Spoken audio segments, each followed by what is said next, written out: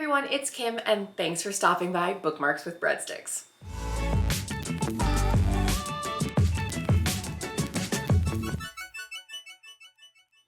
Hi and welcome back to Bookmarks and Breadsticks. If you're new to my channel, I have this bad habit where my camera lets me go in and out of focus. One moment. Hi and welcome back to Bookmarks and Breadsticks. This is the next episode of Read and Discover, a series where I read about a special topic and try to apply the things I'm learning. Look, this specific video is a long time in the making. I have been working on this video since about August, and it is all about pickling and fermentation. And I can tell you with great confidence, I am not meant to be a pickle maker. I failed time and time again, and so did Dan, to make something usable as a pickle. So I had a lot of footage and I didn't want to throw it all away, but I just was not very successful in this round of Read and Discover. But first, what were the two books I read to get me here? The first was a new 2021 release that was sent to me by Rakuten Press and the University of Chicago Press. Thank you as always for continuing to be a partner with me and for sending me these books. This is Fermented Foods, A History and Science of Microbiological Wonder by Christine Baumgartner. So Fermented Foods comes in just shy of 200 pages with references and recipes at the back of the book. The cover is also super cool. I love having this spine on my shelves. In general, the book is super interesting and takes the approach of fermentation and talks about the evolution of early civilization and what fermented foods essentially came first. So you learn about things like fermented drink, industrialization, fermentation when it comes to bread. Think of things like sourdough, fungi and food, vegetable fermentation and dairy fermentation, and fermented meats. I picked up this book, not only because it was sent to me, but I have always wanted to know why when a cucumber is pickled, it's called a pickle, and everything else becomes a pickled as an adjective. Like a pickled radish or a pickled egg. Yes, people pickle eggs. I did not find the answer to that in this book, which was kind of a downer. I still don't know why cucumbers are then called pickles. There could be something to do with like the name of it, but even on Wikipedia or Quora or like Google Ask, I have yet to find the answer. But anyway, in this book, I enjoyed understanding what came first in the fermentation evolution. Fermentation, known as like beer, was one of the first things in ancient civilization, and actually people drank way more beer than they did water because beer was considered this pure and sanitary item because it goes through that fermentation process, versus water. A lot of these water resources nearby in early civilizations, people didn't know if they could trust the water resources. Fermentation of bread, you could think of things like sourdough, which I have read a few books on sourdough and I am terrible at making it. I'm also gluten-free, so I have yet to figure out how to make gluten-free breads by myself. So I'm like forced to pay that $8 for a hunk of sliced bread, which is really depressing. But anyway, back to fermentation. Fermentation of vegetables comes much later in the book, and it's really about the evolution of the canning process and industrialization, and also how different geographical regions learned to can and ferment food for a means of like staying alive in the winter. They would can their harvests from the summer and the fall, and then use that food to help them survive throughout the colder seasons. So I purchased a fermentation kit from Farm Stand, which is owned by, I think, Brooklyn Beer. I will put the picture of the product right here.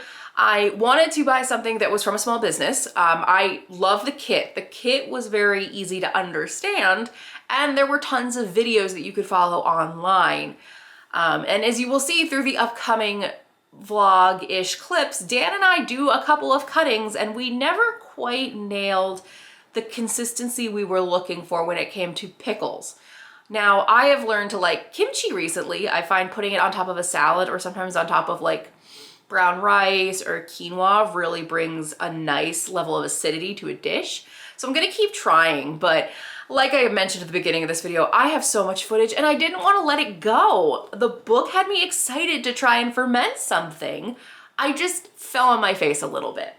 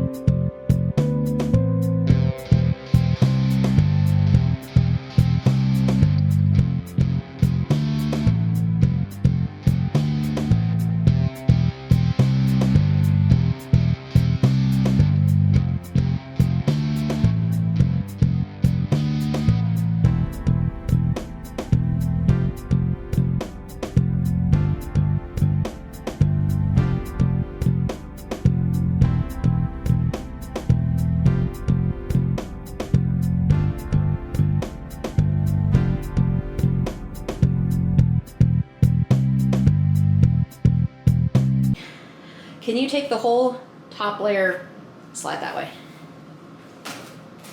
It's okay, it's okay. A little more. There you go. Now put those books back up.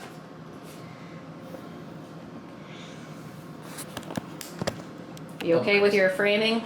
Yeah, I'll slouch a little. That'll be fine. Bubba comes to investigate. What are you humans doing? Yeah, they look good. Okay. It has, we created, or well, I created. You created. Pickles. They fermented with the little spigot in it for about 3 days. And then we put it in the fridge. And it's been about a week. So, I don't really have a direct comparison because we pickled. Oh, there's a weight there, you dummy. Oh, yeah.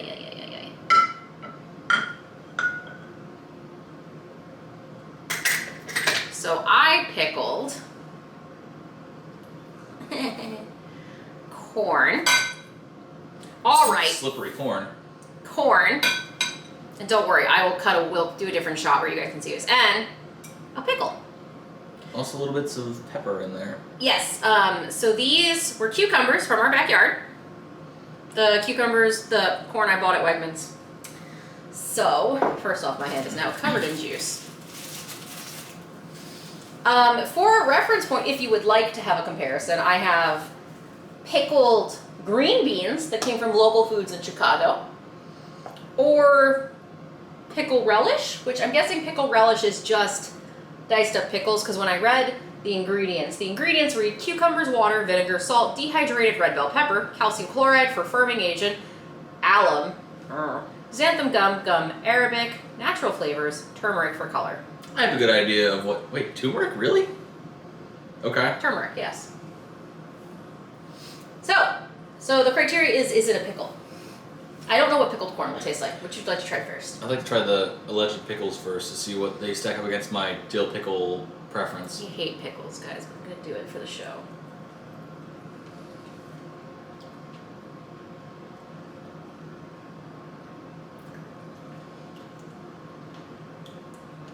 Oh, it's salty.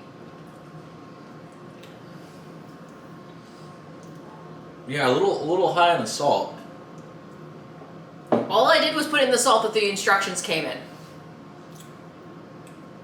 Woo! It does have a little bit of heat though. Yeah, a little bit. Because I did put some peppers in here. Do you want to try a different pickle, like towards the bottom, maybe? No, I trust it. Okay.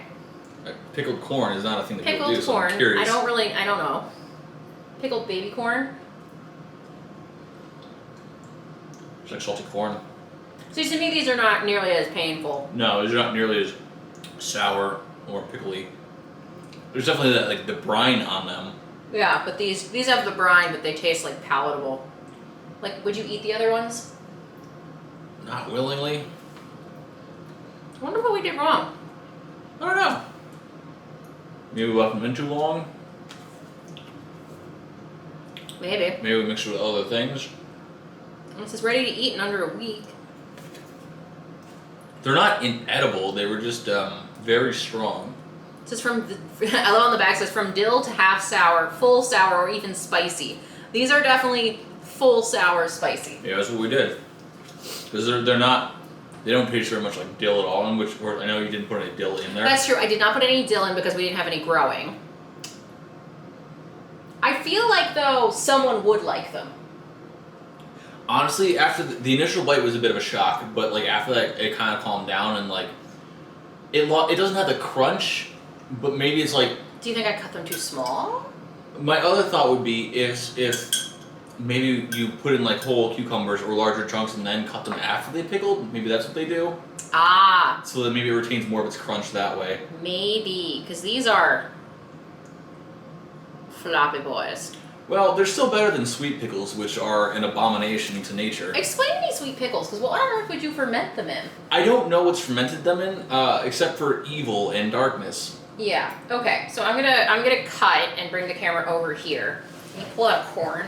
Maybe like a little less salt or a little more something else. So these are the results. We have a pickled carrot. Which was corn. fine. Like that Come was. on, focus. Beauty. I'm a beauty vlogger. Beauty vlogger. No. There we go. So the baby corn works pretty well, but I think, as Dan's mentioned, I cut these too thin because now they're almost translucent. Well, I mean, You heard the thump. I feel like you want that in a normal pickle, like a dill pickle. I just think the mixture of salt and whatever else is in there and lack of dill is just maybe not what we want. I think if they're a little soft, I think they could have been like if we brine them or pickled them as like a larger chunk or a whole cucumber, if that'll fit in there. So visually, and we'll ask the viewers at home, should we have cut? So this pickle, obviously, this is Would not fit. This is we keep growing giant dingus. The big chungus of cucumbers. Cucumbers in our backyard. Should we cut them in half and make them like the long, almost like the triangular kind of shape? Like the dill spears. Yeah. Should we make dill spears with this, guys? I wonder if they'll like retain their crunchiness a little more Here, if we do like, that. Show everybody how big these stupid cucumbers are. They're stupidly big. These are gigantic. And look at this pickles. one. Look how long this one is. So. It's like Larry from VeggieTales. Oh, VeggieTales. So we definitely have the opportunity to try again. Yeah, I think it's a refinement process. I don't think we're gonna get like that factory sort of dill. Well, I don't think I'm gonna get that factory sort of dill thing I want like right off the bat, and I wouldn't expect to. I think there's definitely. It was not inedible. It was shocking in how sour it was at first and like salty, but I think there's room to grow from that. So should we try again? Put these in a different jar. Because now we have the jar. It's all about finding a new. You gotta start like writing down the amounts of salt. I mean, yeah, we have infinite cucumbers coming, so we I might was as well saying maybe keep we trying. should try again because this is episode 3, so it doesn't have to debut till September. So thumbs up to the camera if we're gonna do this again. Yeah, why not? We'll give it another go. All right. 3 days, 4 days, it's fine. Yeah. All right. We'll be back, guys. Thank you. It is now October, and I'm currently reading another book in the fermentation and pickling world. This is called Pickled, Potted, and Canned: The Art and Science of How Food Preserving Changed the World by Sue Shepherd. I am only a couple of chapters into this, and this is, it's taking a similar idea, a similar approach. I got this book, by the way, from Kitchen and Art Letters in New York City, and it was published in 2000. It comes in at about 300 pages, so it's a little bit of a chonkster.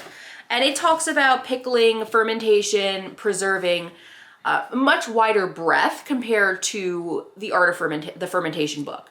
I'm just reading the contents down here. There's drying, salting, pickling in vinegar. Maybe that's where I'll find my answer. Smoking, fermenting, milk product, sugar, concentrates, pies, pots, and bottles, navy blues, from cooks to chemists, canning, great journeys, refrigeration and freezing, dehydration beyond feast or famine. So I'm still trying to find this as an audiobook. I'm very excited. I almost wonder if I can do you think I can just skip to the pickling chapter and see what I learn?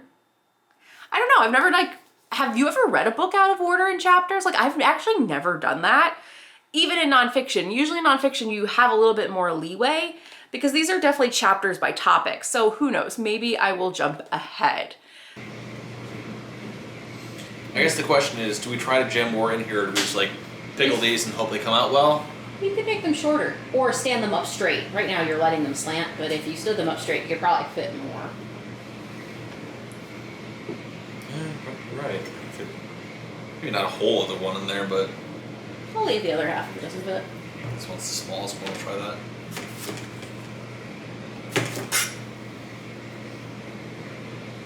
Hi, Mr. Willow. I'm scared of your knife. I mean, it's a healthy fear to have.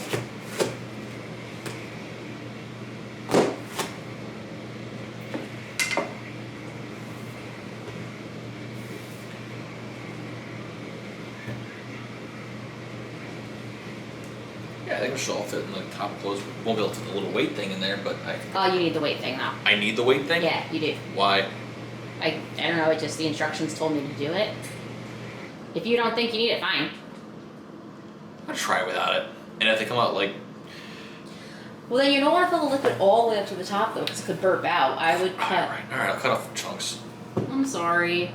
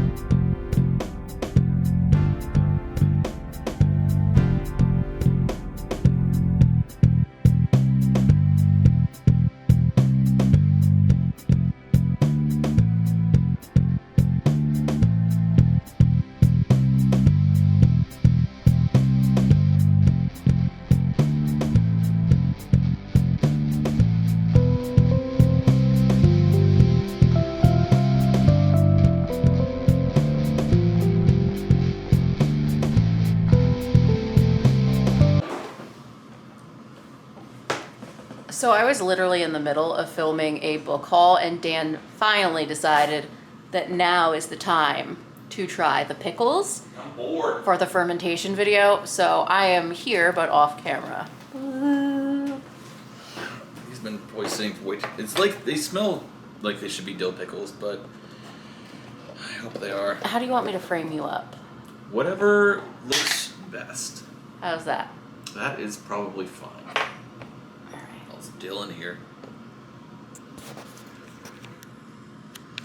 You'll get like not a full size piece. Oh, Right. that's that glass thing. I thought you said that there was glass. It's the glass weight, everyone. Yeah. Just so no one thinks I put like glass in my husband's food. That's not how you make pickles. Try all the little pieces.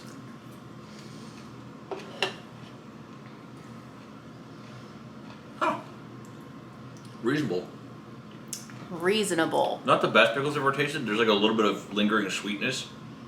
Like a tiny bit, but like, But some people like sweet pickles, right? yeah, they're called monsters. Okay. Um, I don't eat pickles. no, it's not bad. I think leaving it there that long, maybe it's lost some of its crunch, like crispness of it. Well, yeah, we definitely have left them too long fermenting before we put them in the fridge, so. Yeah, we kept forgetting. Maybe a bigger piece. Maybe.